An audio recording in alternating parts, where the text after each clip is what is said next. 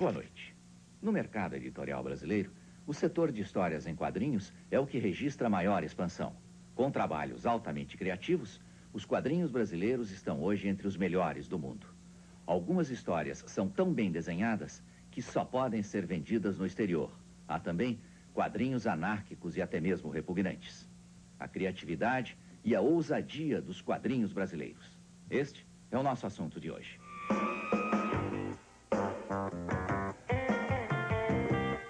O quadrinho erótico ele é quase uma coisa didática. Aí eu tava masturbando assim quando estava chegando no ápice. Em 1 minuto, no documento especial.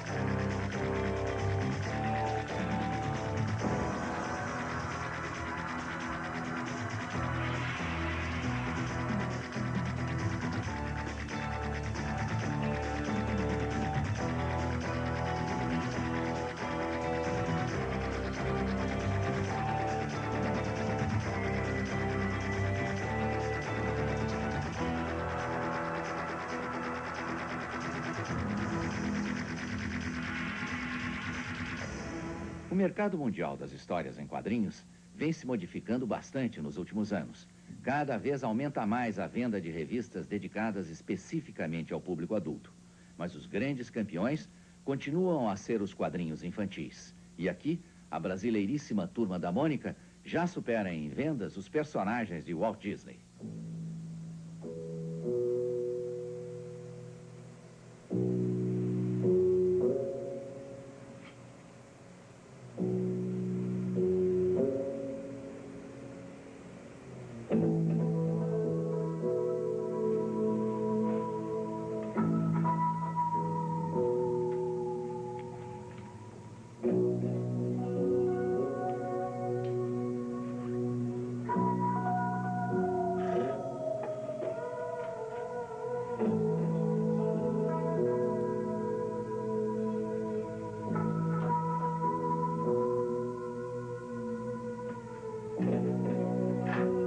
Quadrinho é mania, é entretenimento, mas também pode ser cultura e paixão.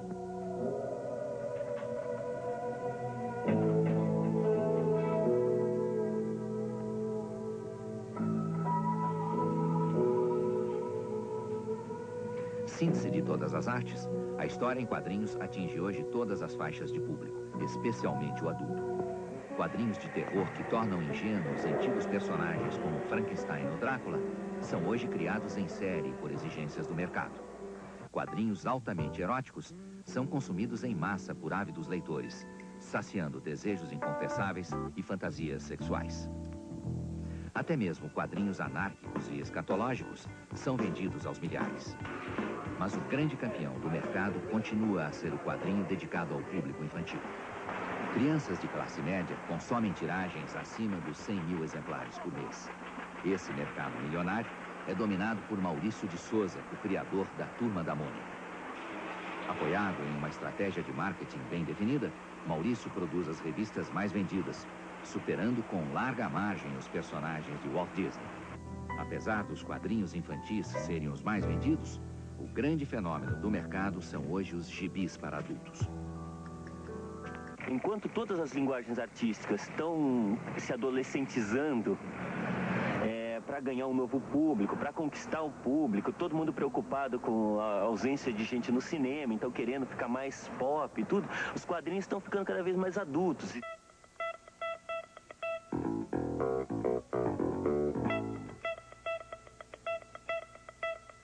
O quadrinho adulto começou a ser reconhecido no Brasil em meados dos anos 80, através do gênero de humor.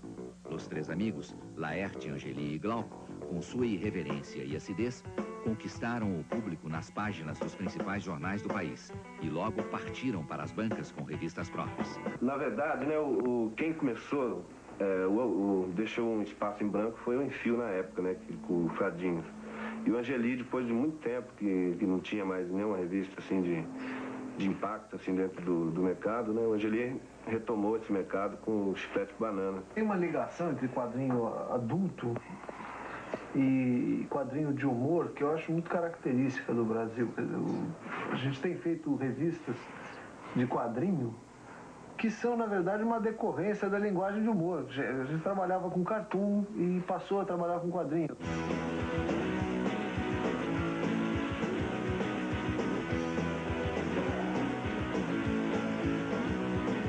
Você nasceu, você cresceu, você viveu, você morreu, você comeu, você bebeu, você fudeu, você foi morreu. Sexo, drogas e rock and roll são sinônimo de sucesso também no universo dos quadrinhos. As revistas com personagens drogados e com problemas sexuais e psicológicos têm altas tiragens. O público, ou parte do público, se identifica com esses anti-heróis. O que faz o público se deliciar com o trabalho de humor, Banana, eu acredito que é pela maneira que os personagens são montados, a personalidade do personagem. Principalmente porque esses personagens são facilmente encontráveis pela rua.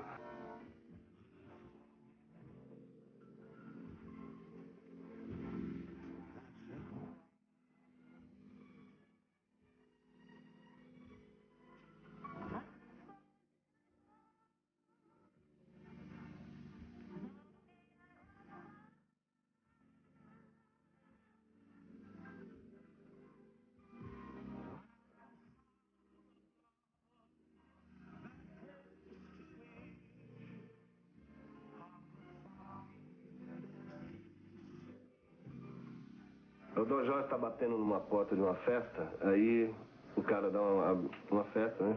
E tem 3 pessoas dentro do banheiro. O cara abre a porta, é limpeza, é o Dom Jorge, pode entrar. Em cima da tampa da privada tem um monte de cocaína, né? Que eles estão cheirando dentro do banheiro de uma festa. E aí o Dom Jorge pega a ponta assim e fala se pode. Ele fala, claro, Dom Jorge, manda bala. Ele levanta a tampa e dá uma mijão.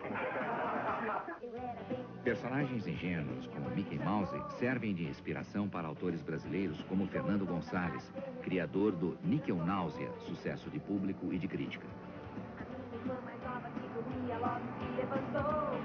Pouco depois de lançar o Níquel Náusea no jornal Folha de São Paulo, Gonçalves criou a Revista do Rato, que já mudou 3 vezes de editora, mas continua vendendo bastante. A ideia na hora de fazer um rato fosse que ele tivesse característica de um rato mesmo, característica psicológica. Ele não usasse roupa, não ficasse dirigindo automóvel, que nem o Mickey, por exemplo.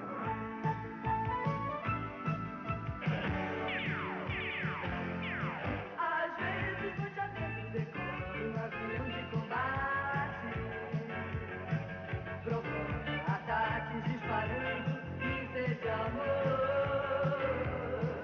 Em plena madrugada da Rasputin, a cidade é um mapa. Daqui a pouco, você vai conhecer os mais assustadores quadrinhos de terror criados no Brasil.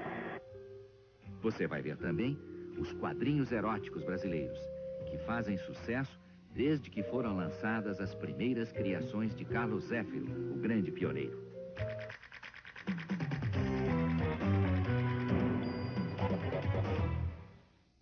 O pioneiro dos quadrinhos para adultos é um personagem muito nebuloso, digno de uma história de mistério. Assinava-se Carlos Zéfiro e as revistas que desenhava altamente eróticas eram vendidas de forma clandestina. E até hoje, 30 anos após o lançamento das primeiras revistas de Zéfiro, não se sabe ao certo sua verdadeira identidade. Na década de 50 e 60, falar em quadrinho adulto era tido como de mau gosto, principalmente porque eles eram quase sempre de terror e assustavam as famílias da época. Na realidade, o que interessa é saber o que somos. Não se dê ao trabalho de pensar que a conclusão final seria loucura, o final de tudo, para o início do nada. Sua mente confusa não sabe o que procura, porque o que procura confunde a sua mente e nasce o terror. José Mojica Marins, José do Caixão, já naquele tempo fazia filmes associados à publicação de gibis de terror. Foram promovidas campanhas de opinião pública contra esses tipos de histórias em quadrinhos no Brasil e nos Estados Unidos. No entanto, autores como Flávio Colim insistem no gênero até hoje. E nós estávamos numa roda ali na praia e chegou um outro lá, e começaram as apresentações, né? Esse aqui é o doutor fulano, esse aqui é o coronel não sei o que, esse aqui não sei o que lá. E esse aqui é desenhista. Ele, o cara, os desenhos, eu faço história em quadrinho, o cara puxou a mão. Pô, é louco, pô. Outro pioneiro do quadrinho adulto brasileiro assinava com o pseudônimo Carlos Zéfiro. Produziu entre 61 e 83 cerca de 600 catecismos, folhetos editados de forma artesanal.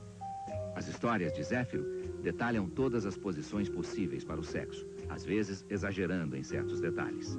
Reconhecido mais como narrador do que como desenhista, contava casos de tios com sobrinhas, patrão e empregada, jeca e granfina. O Zéfiro, para muita gente, para várias gerações, serviu um pouco de iniciador sexual, ou seja, de como se daria uma certa prática de iniciação sexual.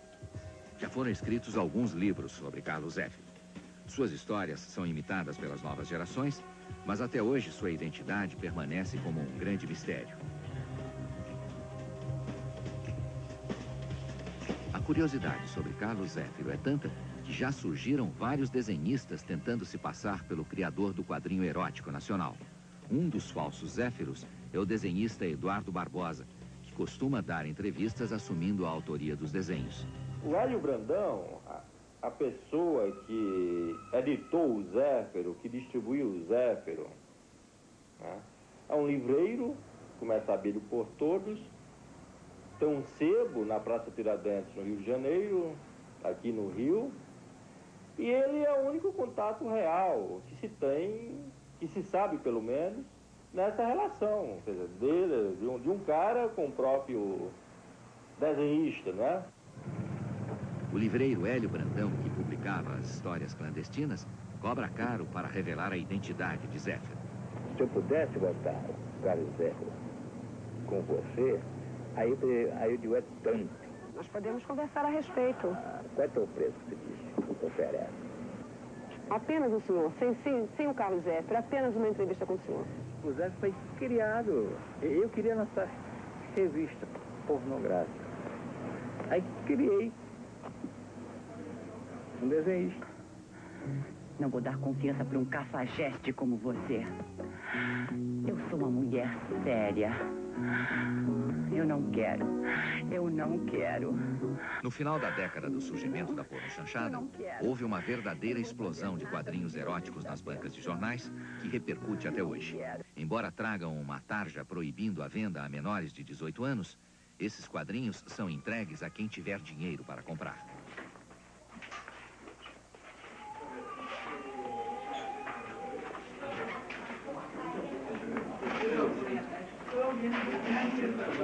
Aí eu entrei no banheiro, aí comecei a me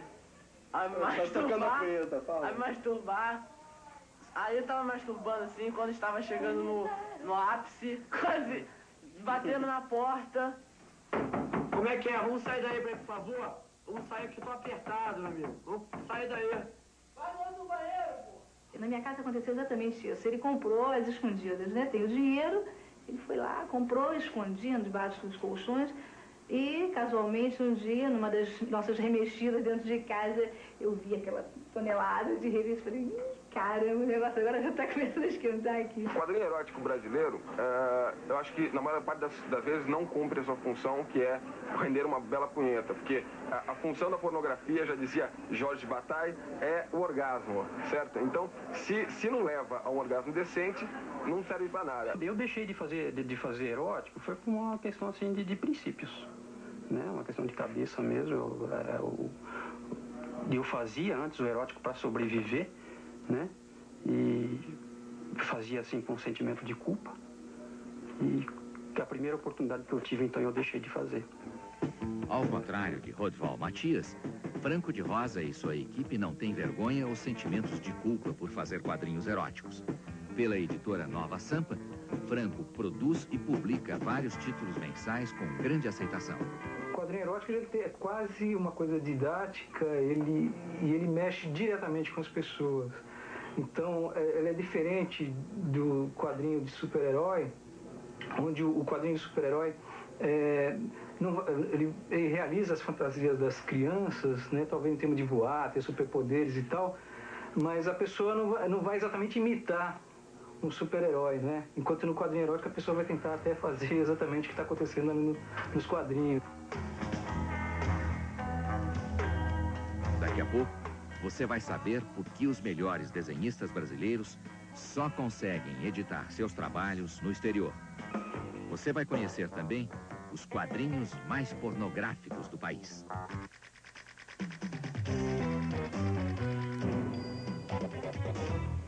A primeira Bienal Internacional de Quadrinhos. Será uma boa oportunidade para que os brasileiros conheçam grandes desenhistas nacionais que só conseguem publicar seus trabalhos no exterior. As maiores editoras brasileiras não demonstram interesse em quadrinhos de alto nível.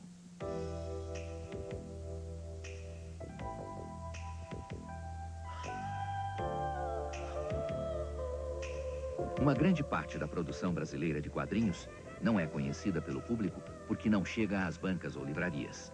É o caso de trabalhos feitos exclusivamente para exportação.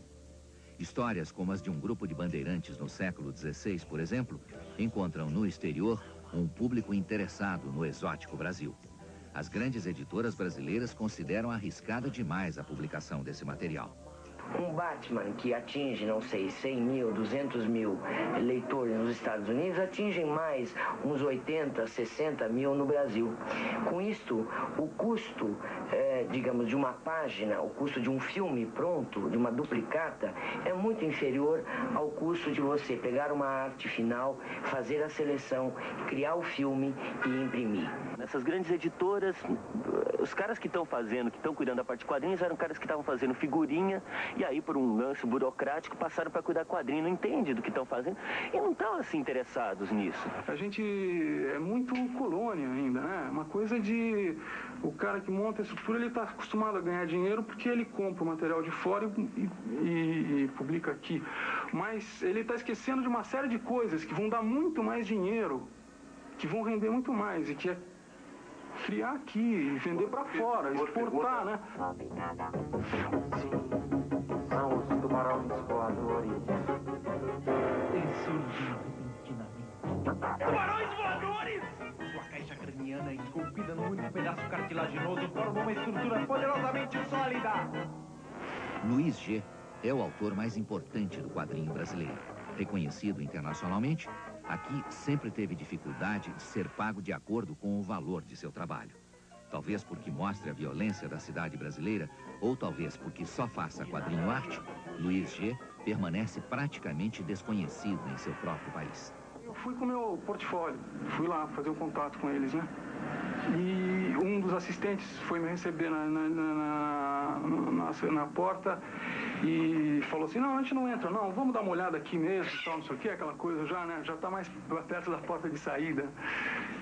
Aí ele abriu a portfólio, foi vendo as histórias, assim, e de repente falou, já liberou lá dentro, já liberou, tal. E aí os caras me deram o brochinho da Fleetway e falaram, well, welcome to the club. Otto Laundomovich é o desenhista mais detalhista de todos. Para criar seus personagens, primeiro ele os esculpe em barro e borracha.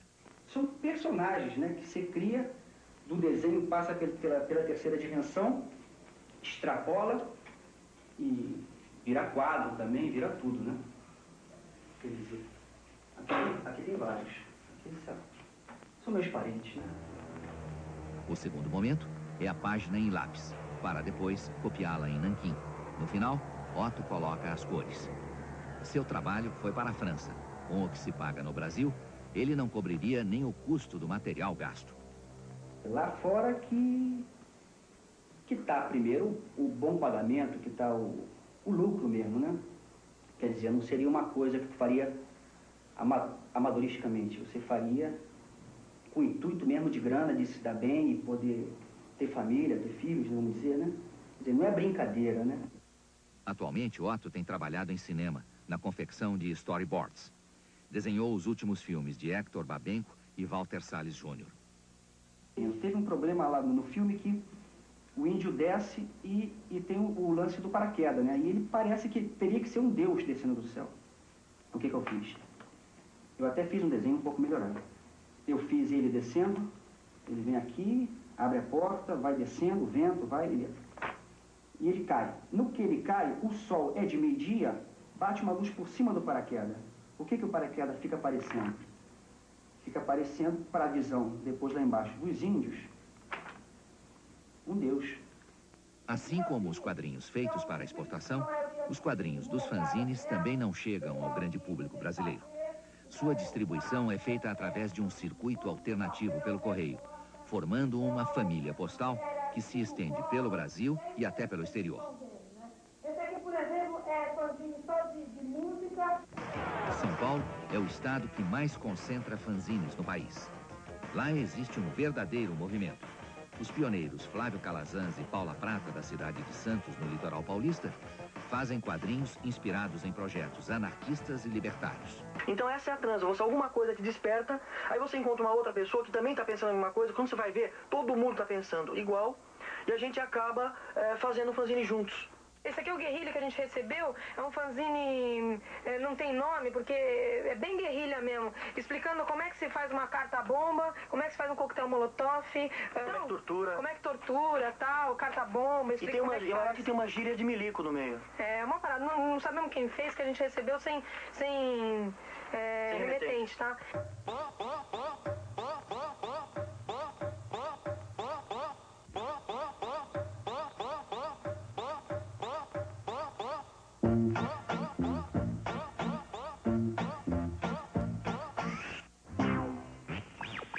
Batman, Super-Homem e Dick Tracy não são os únicos personagens saídos dos quadrinhos que estão chegando às telas.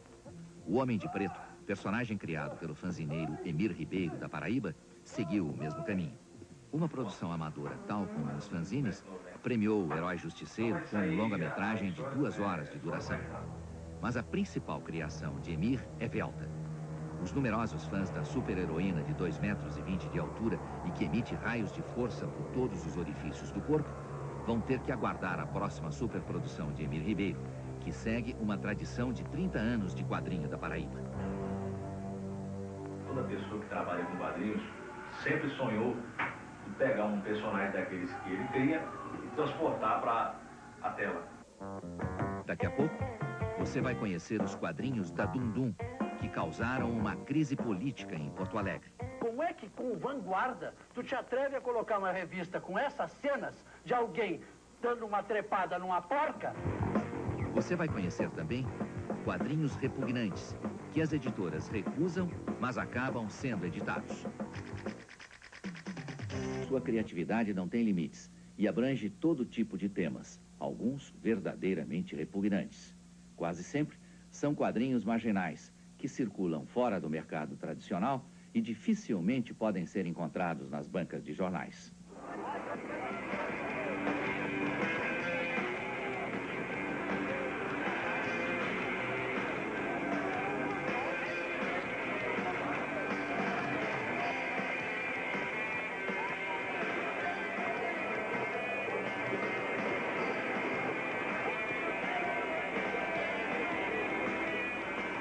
O crescimento do público adulto está abrindo espaço para uma nova geração do quadrinho nacional. Para esses jovens, o sonho não só não acabou, como está apenas começando.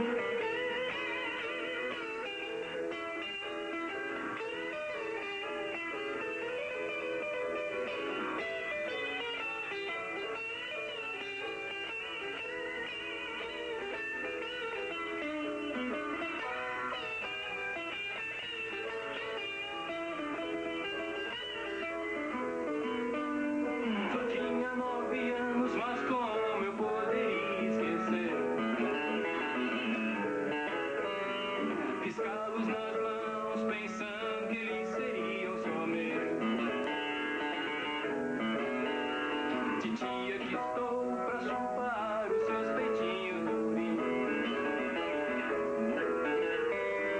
Titi, esqueci de pensar, 10 anos mudam as coisas. Descascando bananas, vi o tempo passar. O tempo que amadureceu seus belos maracujás.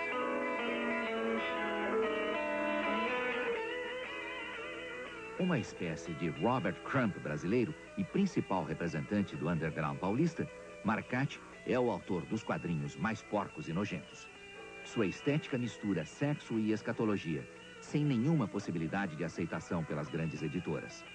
Para assegurar sua liberdade de criação, Marcati tornou-se dono de sua própria gráfica e praticamente o único distribuidor de suas revistas.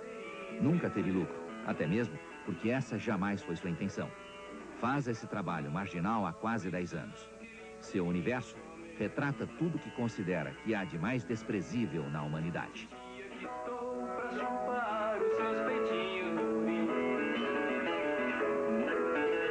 Basicamente todos os autores, né, em qualquer área, não só de quadrinhos, que traçam um tema é porque eles acreditam nesse tema ou porque teorizam a respeito desse tema. O meu é o contrário, eu repudio, né? Então é uma forma de repúdio. Então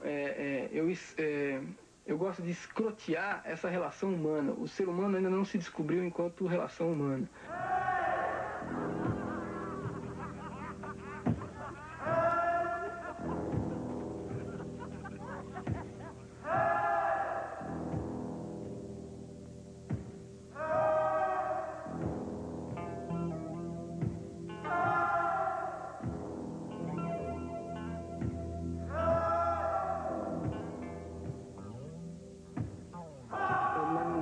Em que nascem os moralismos, nascem as taras.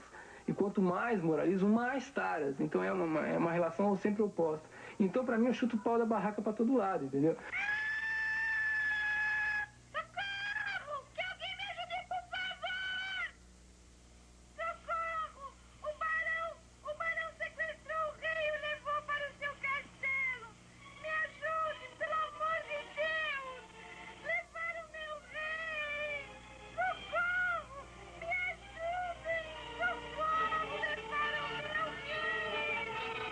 Isto é um trabalho para...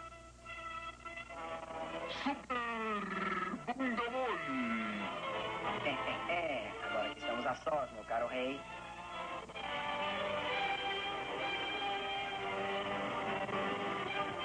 Podemos começar o nosso ritual. Esse que você pensa, Barão von Drucker? Não, Super Bunda Mole, espere, por favor.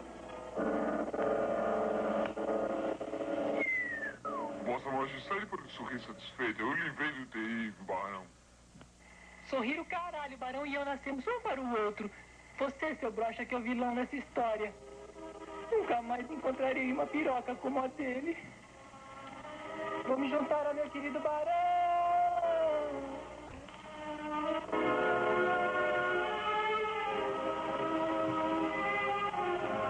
Meu Deus! A minha tesão enterra teus bagos. E assim, mais uma vez, a justiça e o bem triunfaram sobre o mal.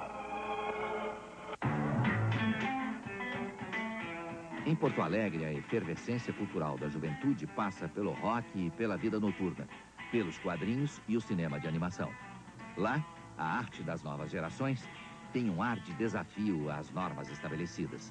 Foi nesse cenário que surgiu a revista Dum Dum.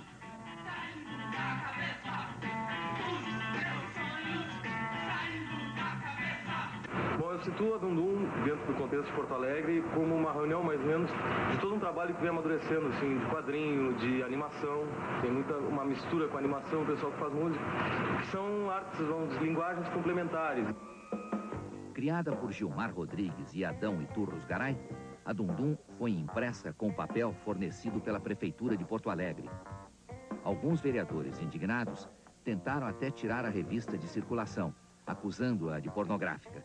A polêmica tomou conta dos jornais e da televisão. Quando eu pego uma revista e começo a folhear, e tem filhas minhas do meu lado e eu vejo cenas de sexo explícito, evidente que eu tenho que me constranger.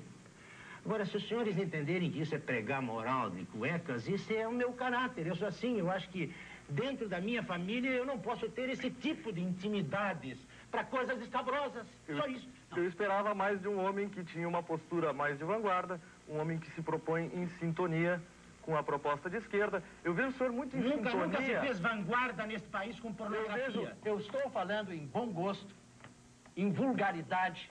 Isso é o seu juízo de valor. Mas sim, senhor, e eu quero saber... E eu tenho o meu. Como é que com vanguarda tu te atreve a colocar uma revista com essas cenas de alguém dando uma trepada numa porca e deixa levar para dentro de casa?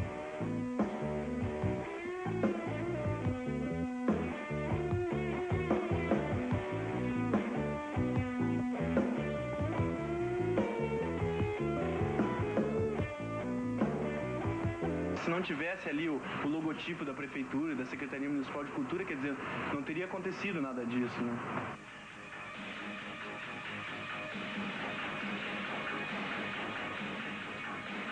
Transubstanciação, uma história completa de 48 páginas, revelou o paulista Lourenço Mutarelli. Tiago, o personagem principal, é um jovem assassino que só mata por amor. Procuro pegar bastante esse lado do sofrimento humano, esse lado das pessoas buscarem uma felicidade a vida inteira e depois morrerem e não ter felicidade nenhuma, é só uma coisa, uma esperança e tal. Na época do lançamento, a imprensa deu destaque ao fato de Mutarelli, que sofre de síndrome de pânico, ter criado transubstanciação durante um período de tratamento da doença. Nas crises agudas provocadas pela síndrome de pânico, o paciente tem a sensação de perigo de morte iminente, sem que haja um motivo real que a justifique. Parece que no caso de Mutarelli, os quadrinhos funcionaram como parte de sua terapia.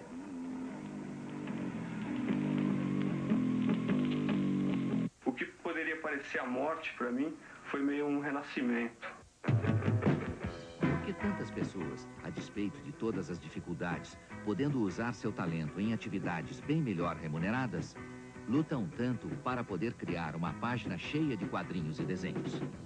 Provavelmente, essas mesmas pessoas não saberiam responder a essa pergunta. Mas fica cada vez mais claro que, pouco a pouco, a história em quadrinhos vai deixando de ser apenas uma leitura fácil para criança ou uma distração ligeira para adultos.